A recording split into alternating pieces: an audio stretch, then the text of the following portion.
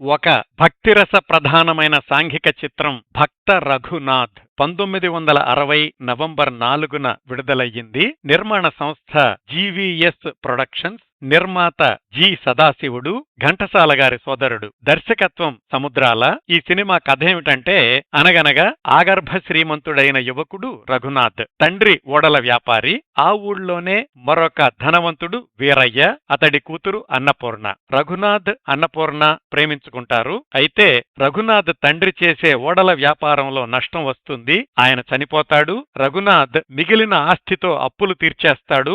ఉన్న ఊరు వదిలి జగన్నాథం అనే ఊరికి చిదానంద స్వామి దగ్గరకు చేరుకుంటాడు. అనేక అగ్ని పరీక్షల తర్వాత అన్నపూర్ణతో వివాహమవుతుంది. రఘునాథ్, అన్నపూర్ణలు జగన్నాథంలో స్థిరపడతారు. తన భక్తి ప్రపత్తులతో రఘునాథ స్వామిగా భక్తుల మనసుల్లో స్థానం సంపాదించుకుంటాడు. ఇది చూసి భరించలేని కపటస్వామి రంగదాసు రఘునాథుడికి ఇబ్బందులు కలిగిస్తుంటాడు. ఆ ఇబ్బందులన్నింటినీ తట్టుకుని రఘునాథుడు తన భక్తిని ఎలా నిరూపించుకున్నాడు అనేది మిగతా కథ. ఈ సినిమాకి రచన చేసింది సముద్రాల సీనియర్ మరియు సముద్రాల జూనియర్. సంగీతం ఈ సినిమాకి అనధికార నిర్మాత ఘంటసాల గారు. ఈ సినిమాలో రఘునాథుడిగా కాంతారావు, అన్నపూర్ణగా జమున నటిస్తే, ఇతర పాత్రల్లో రేలంగి, నాగయ్య, సిఎస్ఆర్, సూర్యకాంతం, నిర్మల మొదలైన వారు కనిపిస్తారు. ఈ సినిమా 3-4 వారాలు ప్రదర్శించబడింది.